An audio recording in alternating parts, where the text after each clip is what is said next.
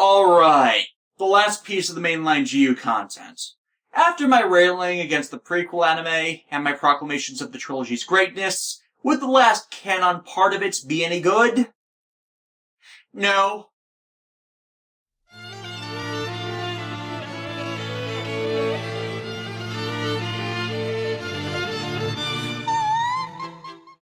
.hack Returner. This is essentially GU's version of .hack Unison, the epilogue episode done by the anime staff for that sect of the series to finally wrap up events and provide closure. Much like Unison, it is not part of the anime episode collections, but a bit more standalone, to the point Bandai Entertainment never bothered to import it at all. Thank God for the internet and its obsessive fanbases that have at the very least subtitled the entry. Here's the thing about Returner. It's done by the guys who did Roots. And I think I pretty solidly explained in the 18 previous videos I have done covering .hack GU how god-awful and incompetently done Roots is. Unison gave pretty much all of the central figures and players in events of Sign and the core games their own time to interact, talk, and play off each other, because their stories did influence and impact one another despite their existence as standalone entities. Returner cannot do the same, because no character that wasn't also present in the GU game's main narrative is at any point important or relevant to anything. So we really do not care about seeing them again at all, and wish time given to them was spent with more meaningful characters.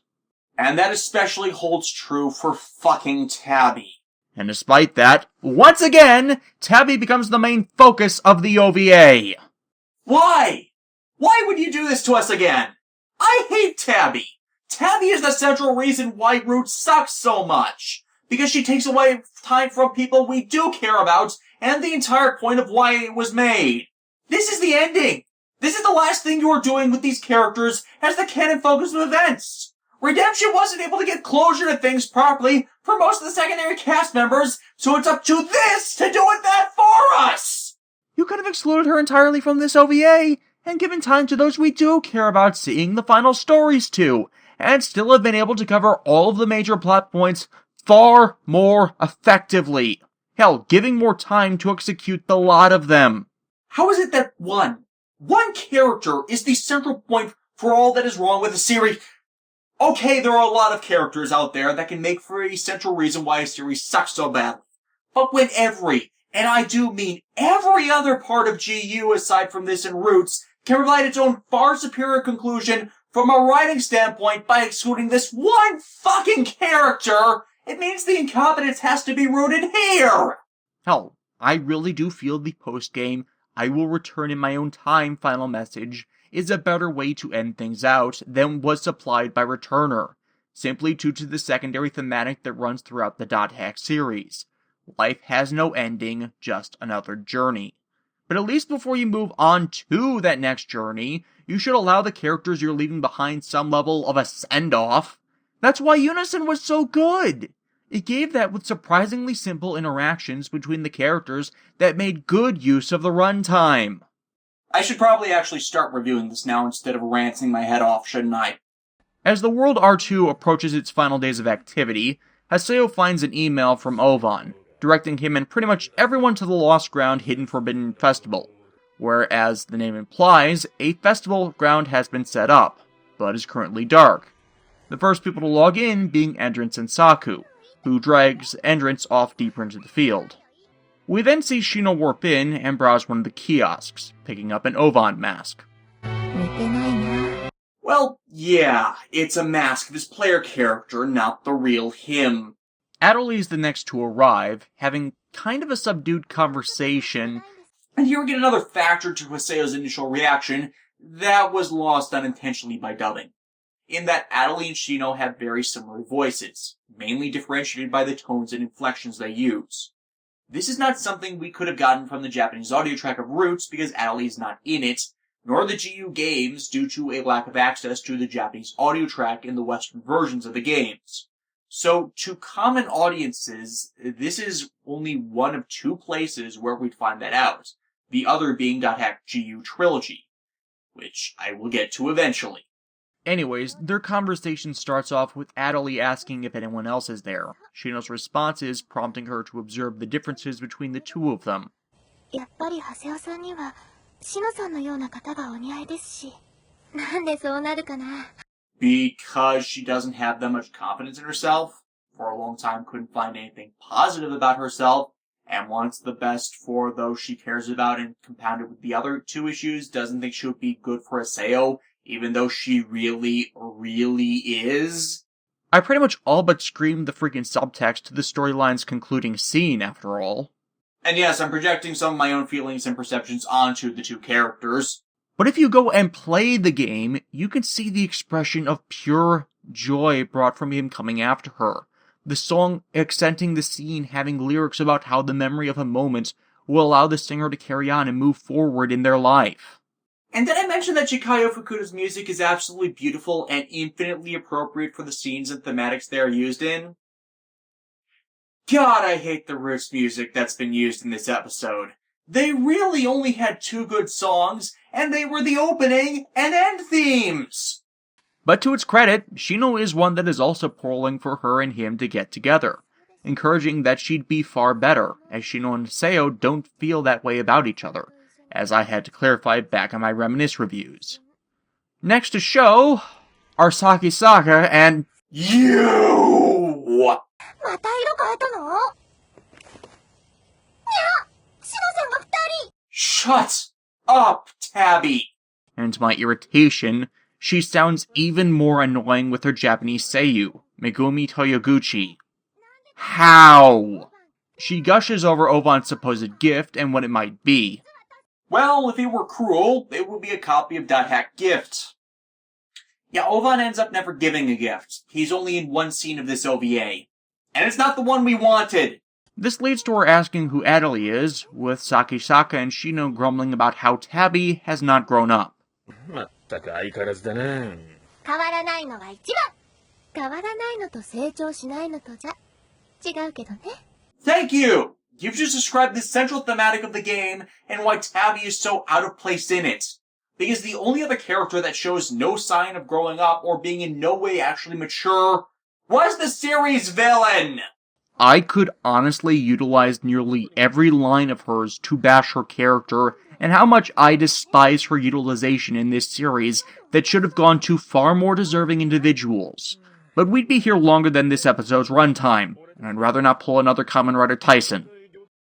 Suffice to say, while GU is about empathy, tolerance, and connecting to people and growing up, I can't countenance her with that because of how little any of those thematics ever apply to her. She's not an empathetic or relatable character. Those that connect to her end up worse, as they always end up fixing her messes, and your tolerance of her is short both as a viewer and a character, as she never grows up. Never changes in any way to make herself better.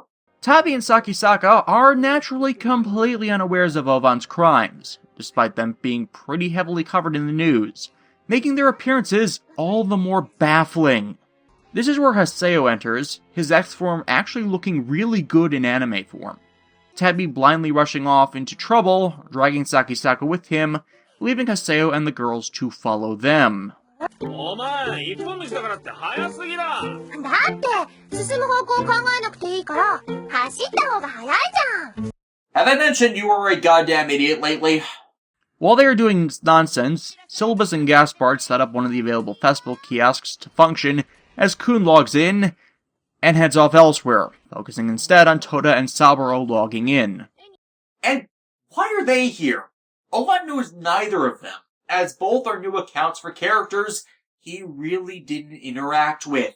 Hell, their entire scene here is fucking pointless. The punchline of it leading to Kun hitting on Saburo, even though Saburo is a guy. Tabby and Sakisaka find a treasure chest, which she impulsively opens, releasing an infected monster. Well, crap.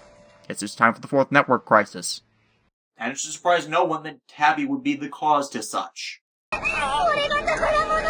Shut up, Tabby!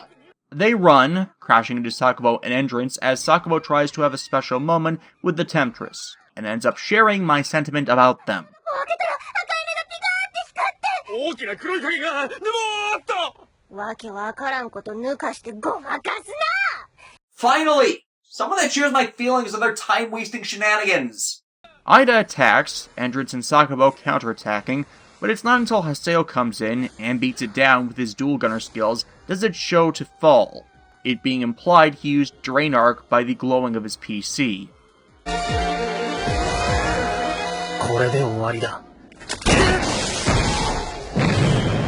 The monster dissolves, revealing an oddly colored Chim Chim.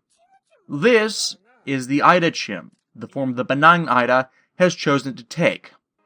Yes, the remaining Ida has learned the lesson of its deleted compatriots, to learn through observation and benign interactions, and not on drawing out the emotions they wish to understand from the hosts it takes. And as such, they are now content as being benign, shiny versions of monsters, and been accepted into the management cycles of the world. This is all related through it trying to communicate with them, Adelie, due to her Innis-given ability to hear and understand Ida, serving as a translator. But Haseo is not happy regardless, transferring his own complicated issues with Ovan onto one of the entities responsible for everything, expositing on how Ida was the root of pretty much everyone's suffering and why Ovan did what he did. But he deleted the Ida responsible, and they themselves were twisted from those using them. Haseo's not wrong, but holding on to that anger and deleting something just because he thinks it should, well, he's not that terror of death anymore. With the Ida Chim hiding behind Adelie, it gives Bo enough time to switch with Saku, and since he's the only one with a peaceful encounter with Ida, that being the time it took Ina's body for a joyride, he manages to make a case for it. And it gets him to stand down. And believe it or not, that all took 16 minutes of a 21-minute OVA, excluding the credits. Remind me again, how many plotlines and meaningful interactions did Unison address in 16 minutes? Pretty much every single one that was part of that OVA, except for the ones that happened at the big party in Netslum in far less time, for the party scene begins at 15 minutes and 30 seconds into the OVA. In that runtime, you had Mimiru and Black Rose, Mistral, Sora, Crim, and Silver Knight, Kite and his fellow Azure Knights, Tsukasa, Elk, and Mia, girl time with the other sign ladies at a stable location, to say nothing on the musings on the power of the bracelet and the fate of the system after the second network crisis had finally, completely, and utterly concluded. All of it having purpose and meaning and not serving as pointless fan service that does not complement the narrative with no true meaning to it. And they were hindered by having a minute 35 of that being taken up by Slime's awesome opening sequence. Meaning not only did they do 6 times what Returner managed to do in 2 less minutes, it all fucking mattered, and served to conclude their character arcs and stories. Whereas here we have had a moment lightly continuing to imply Haseo and Adelie possibly getting together, which does not happen in this OVA, by the way. You have to do the wedding event, or watch Trilogy, or read .hack 4 Coma for that, and this is supposed to be a parody! Or the shenanigans of Tabby and everything that results from her nonsense. And that is all that has mattered. In typical Roots fashion, they wasted the majority of their runtime on slow-paced scenes, superfluous and shallow character interaction, and the nonsense of a fucking cat girl that is an easy contender for worst character in the franchise. The first one having actually managed to turn himself into a likable character, the second one not actually his canon character interpretation, and the following ones I've actually forgotten because I found the following OVA series upon first viewing so dreadful I have refused to commit it to memory, to say nothing of how the fandom finds Tokyo of Link annoying, despite most of us not actually having access to a working translated copy of his starring entry in full. I'm still planning to review Link in some form, by the way. The festival proper gets underway, most of the players we've seen at best having background interactions we see no insight into. From Roots characters to Icolo to the player killers, everybody's seen in a static background for a few minutes, while Haseo leaves the festivities, followed by Shino and Adelie, to mull over the final message of the Ida Chim.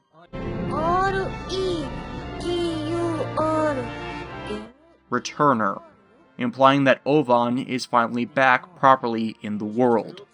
which we already knew simply from the email he sent to us. Something ultimately pointless. But Adelie's consultation does cut to the root of the matter. If Ovan is really back, with everything that's happened, and him letting go of his anger as implied by letting the Ida Chim live, what is he going to say? I know what Aina will say, as she logs on and meets with the recovered Ovan.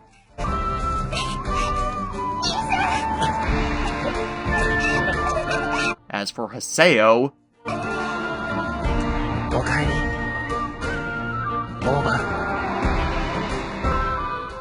and as the final nail, what should have been said, to serve as an end cap and callback to not only their first meeting, but symbolic of their relationship as the forces of death and rebirth, should have been, welcome to the world. This OVA sucks! this could easily be the microcosm of everything that is wrong with Dot Hack Roots, if it was actually part of Roots. While I did not have that much of an issue with it as I was watching it, the fridge logic of it hit me while writing up this review, exasperating pretty much every issue. It focuses on completely superfluous events, again, that pointlessly waste time instead of what we came here for, the final epilogue. Tabby is of course to blame for that, and I have never felt more vindicated in my downright hatred of the character. She does not need to exist. This is, however, the only time it ever played into something marginally good. Haseo moving on from the entire Ida conflict and putting that last piece of it behind him, so we can freely welcome Ovan back. But he's never given the chance to, because all of its runtime has been wasted.